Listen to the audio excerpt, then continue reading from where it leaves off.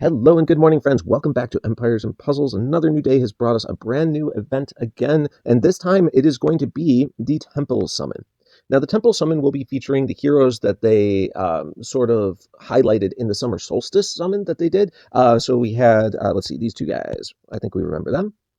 They now have their own portal. Interestingly enough, there was an event that was supposed to go with this, but clearly that event is delayed. To make up for that, they decided to throw us all 250 coins, which is how much you would get for clearing the event. So pretty cool there. At least we get some free pulls out of this portal, so people have a chance to collect some of these new heroes.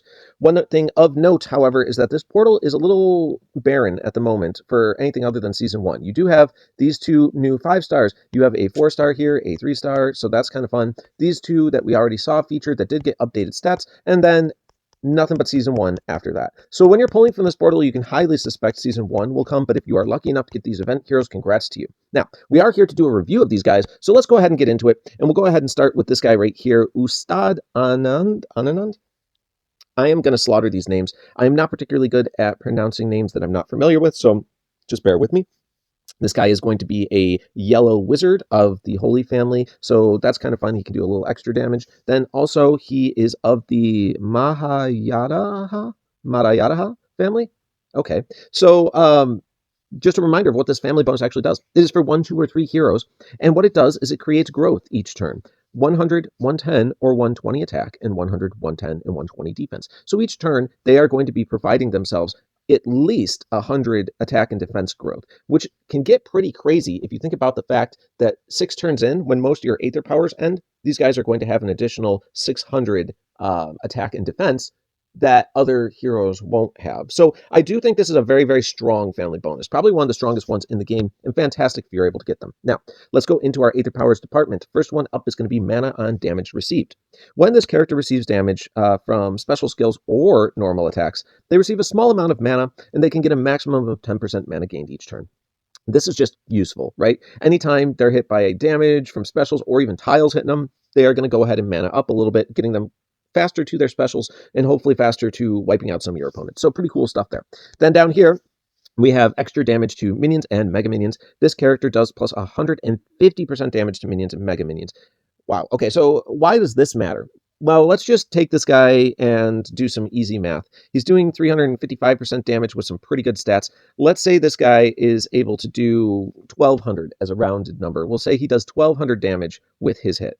Well, if they have minions or mega minions, that 1200 damage is then going to add another 150% to it. So that'd be another 1200 and 600, so 1800 damage there, plus the 1200 it did originally, for a total of 3000 damage that he is going to end up doing instead to minions and mega minions. I think we can all agree that that probably kills any minion or mega minion it hits, and that spillover damage is going to still go to the character, right? The mega minion or minion did not absorb the whole hit. They absorbed as much health as they had, and then still damage goes through. So why does this matter? Well, previous to this, we had effects where you could destroy minions and do 50% damage to mega minions. I think ultimately this way of doing it is far more effective because it does push right through the minion's health entirely, but then spills over damage to the target as well. So pretty cool setup there. All right, over in the Aether Power department, we do have counterattack.